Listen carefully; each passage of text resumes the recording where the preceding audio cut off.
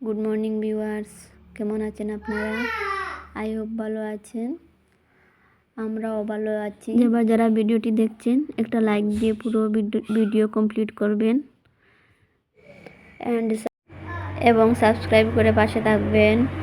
তো সকাল সকাল উঠে একটা নতুন কাজ নিয়ে সকালটা শুরু করলাম। অনেক ভিডিওতে দেখি যে ওরা বাইরে রান্না করে কাঠ দিয়ে। আজ ভাবলাম আমি একটু ট্রাই করে দেখি, চা বানিয়ে খেয়ে দেখি কেমন হয়। তো লেগে পড়লাম রান্না বাড়ার কাজে। তো এত কষ্ট করে যখন বাইরে আগুন ধরিয়েছে তো ভাবলাম কিছু বানিয়ে খাওয়া যাক। তো এখন লেগে গেলাম ক্ষীর বানাতে। ওখানে জল ফুটিয়ে গেছে আর দিয়ে দিচ্ছি তেজপাতা, গোয়ামুড়ি, ডাল মুসুরি। আর এখন জল ফুটিয়ে গেছে দেখে দিচ্ছি চাল। তো আধা ঘন্টার মধ্যে বুঝতে পারলাম একটা জিনিস, এইভাবে যারা রান্না বাড়া করে অনেক কষ্ট হয় ওদের।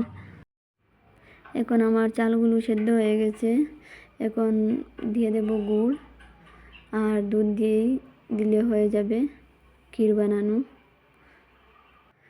তো তোমাদের সঙ্গে আজ একটা কথা শেয়ার করব যে এই যে রান্না বাড়ার কাজ, অন্যান্য কাজগুলো যে আছে, এই কাজগুলো কঠিন ঠিক আছে, কিন্তু যত কঠিন হোক না কেন আমি মনে করি আমার লাইফের এক্সপিরিয়েন্স থেকে বলছি যে জীবনে সবচেয়ে কঠিন কাজ হচ্ছে মানুষ চেনা। মানুষকে দেখলে কিন্তু এত ভালো মনে হয় বা কথাবার্তা শুনলে খুব ভালো মনে হয়, কিন্তু আড়ালে যে কী আছে সেটা প্রথম বোঝা যায় না।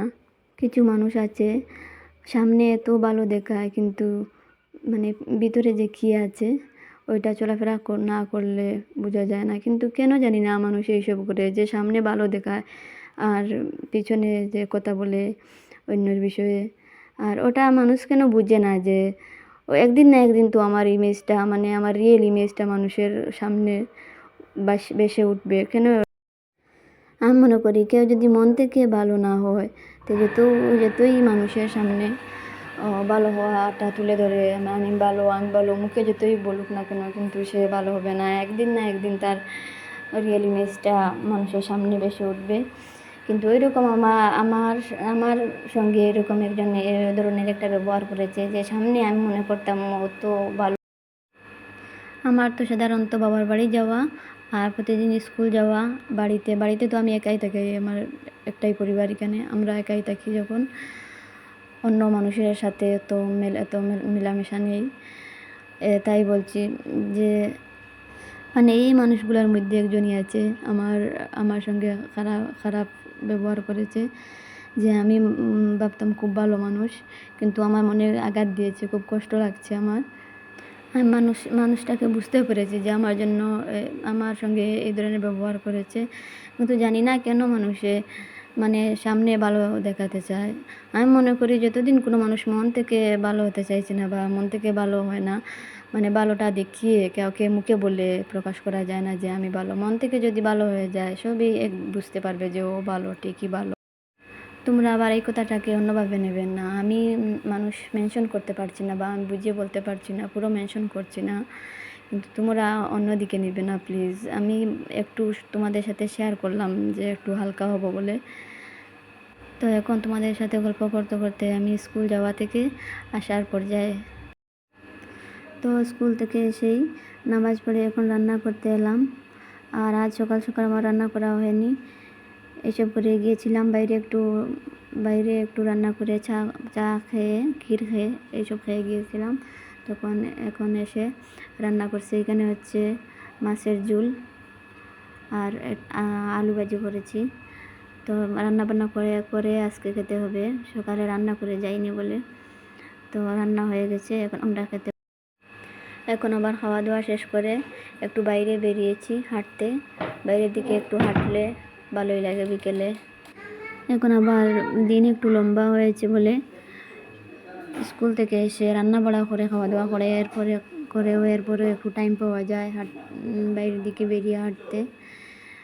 আর এখন আবার শীতের দিন বলে টায়ার্ড কম লাগে, স্কুল থেকে এসে আর রেস্ট করতে হয় না আলাদাভাবে। গরমের দিন যেভাবে টায়ার্ড লাগে স্কুল থেকে এসে অনেক সময় রেস্ট করতে হয়, এইভাবে হয়।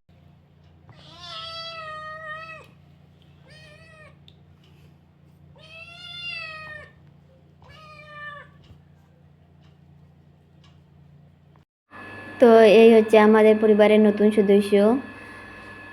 আমার মেয়ে অনেক দিন থেকে একটি বিড়ালের বাচ্চা পুষবে, কুকুর বাচ্চা পুষবে। ভাবলাম একটি বিড়ালের বাচ্চা নিয়ে আসি।